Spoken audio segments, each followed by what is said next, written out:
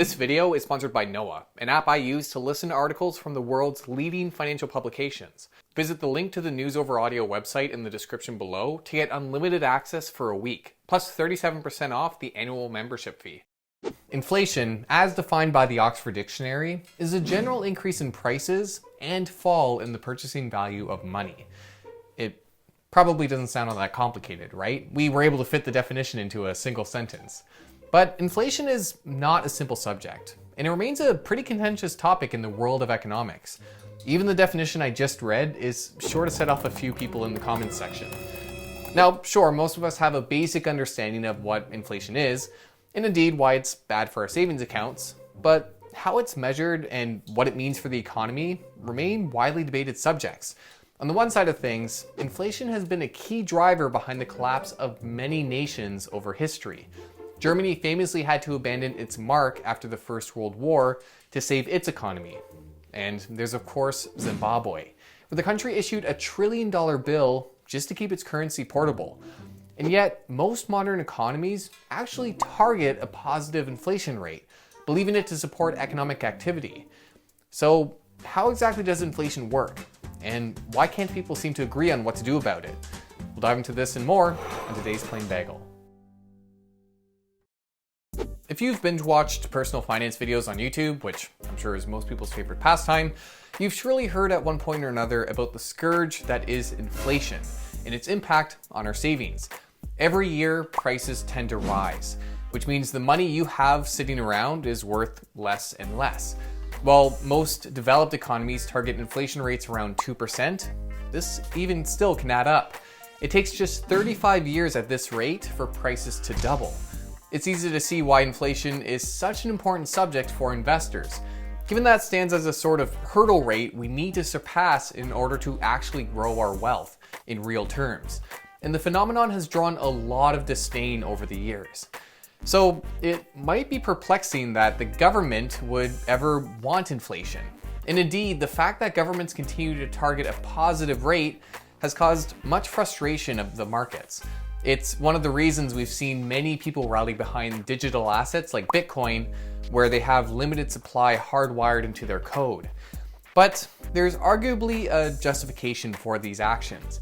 And today I'll go over both sides of the argument, not to try to convince you of one way or the other, but just to lay out the debate as it exists.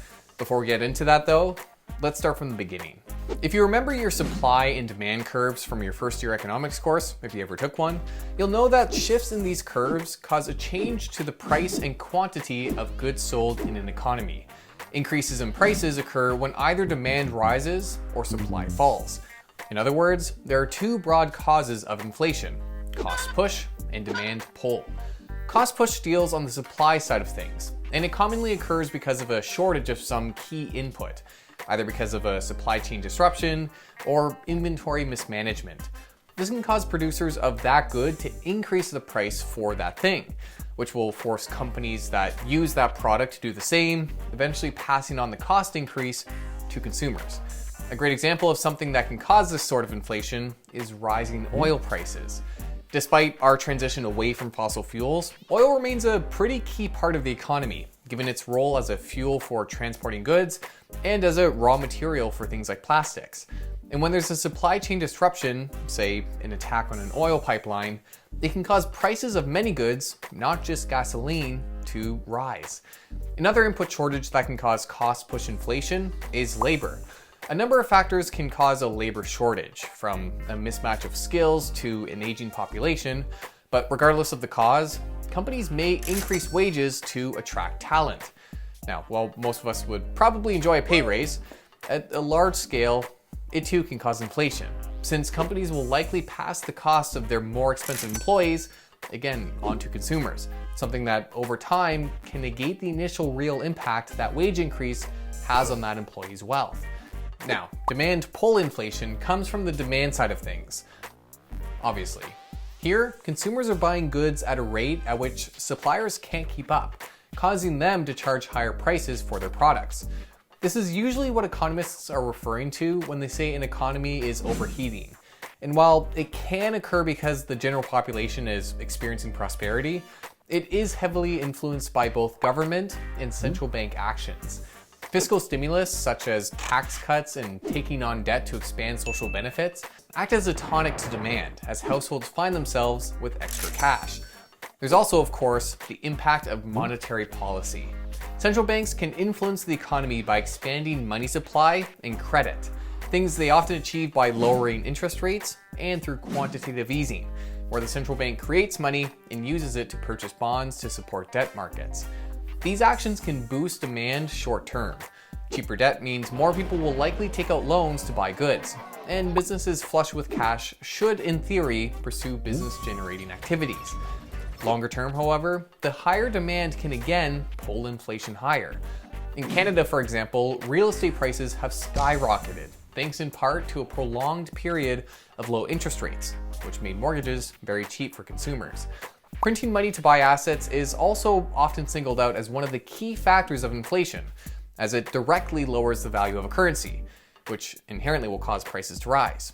If money supply increases, each individual unit of the currency becomes less valuable. It's less rare, if you will, meaning that once prices adjust to reflect this new value, a single unit won't be able to buy as many goods as before. Many countries have driven their economies into the ground by printing too much cash. Although it is worth noting that QE is intended to be a temporary measure. The impact on money supply should eventually be reversed once the central bank unwinds its program and takes money back out of the system. The problem is that this has proven difficult to do. The US government was still unwinding its QE from the 2008 financial crisis when it restarted the program to help with the COVID-19 pandemic. So you can see that inflation comes from a number of sources. And while supply shocks are rarely helpful, some causes of inflation are arguably positive. It's not to say that rising prices in and of themselves are good, but inflation may simply be an outcome of strong economic activity and rising consumer wealth, which are both positives. It's for this reason, in fact, that many countries target a positive inflation rate, since it's believed to be a sign of strong economic activity. As William Simon, Nixon's Secretary of Treasury, put it, "I continue to believe that the American people have a love-hate relationship with inflation. They hate inflation, but love everything that causes it." At the same time, inflation does come at a cost. Outside of the negative impact it has on your savings, something many compare to a hidden tax, inflation distorts an economy's allocation of resources. After all, it's a messy phenomenon that impacts different areas differently. So while grocery prices might rise 5%, wages may only increase 2%. Changing prices also bring complications and costs to businesses. And of course, there's the very real risk that inflation evolves into something more sinister. So, how should countries deal with inflation? Well, that's the million, or should I say billion-dollar question. And it depends on who you ask. Many countries follow a Keynesian approach, referring to the school of thought that advocates for governments and central banks to intervene in order to stabilize economies and keep inflation under control. The thinking is that economies naturally experience booms and busts that impact price levels, and that by providing stimulus during downturns and austerity during good times, volatility can be reduced and inflation kept in check.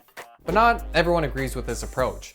Monetarists, another school of economic thought, believe inflation is primarily caused by the central bank's influence on money supply, going so far as to contest the commonly accepted definition of inflation, arguing that it is instead the increase in the quantity of money and credit, which thereafter causes prices to rise. As such, they argue that central bank policy should be kept stable to avoid both excessive inflation and deflation, the falling of prices. There are other schools of thought, meanwhile, that go a step further and argue that economies actually have a tendency towards deflation, and that inflation actually spoils economic progress. In truth, there are issues and limitations with all these philosophies. Regarding intervention, it's very difficult to gauge the timing and degree of impact that stimulative measures will have on an economy. Governments may actually distort things further by adding and then taking away supportive policies. On top of this, while increasing spending during downturns has been an easy step to follow, politicians aren't so good at reducing their spending after the fact, which can increase the risk of hyperinflation. Furthermore, while Keynesian economists believe stimulative measures can boost economic activity before prices adjust, businesses and consumers can come to expect inflation and act accordingly, raising prices proactively and nullifying the impact. The laissez-faire or hands-off school of thoughts, meanwhile, don't do well to accommodate for external shocks outside the realm of monetary policy. While monetarists and Austrian subscribers believe economies do well to restabilize themselves, something like a pandemic can cause severe disruption to the economy that countries may not be able to withstand on their own.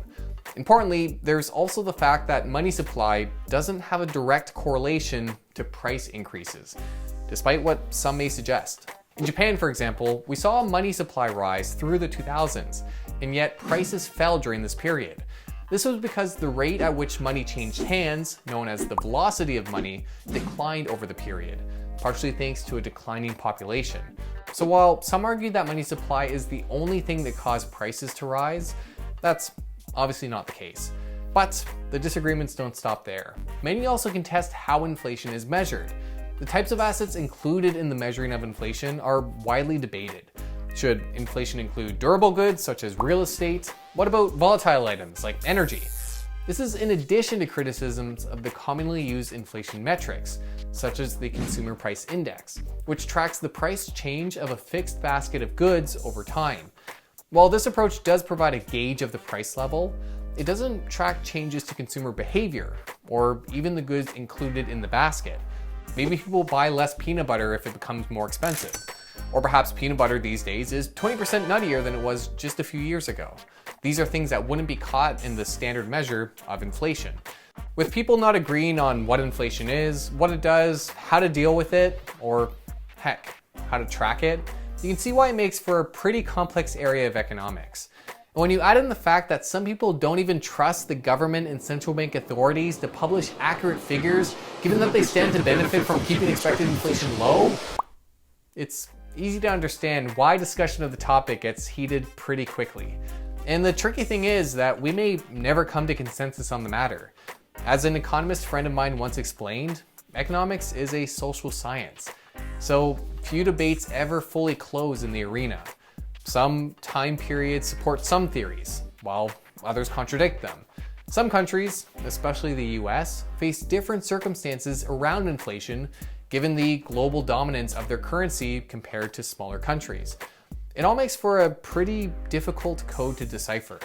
Fortunately, there are a few truths most people can agree on. For one, many factors impact inflation, which makes controlling it pretty difficult. Secondly, aggressive strategies to utilize inflation for the purpose of boosting output can easily backfire, as it's done many times in the past. And finally, while it's important to build prudent saving strategies throughout your lifetime, it's likewise important to invest the money you tuck away.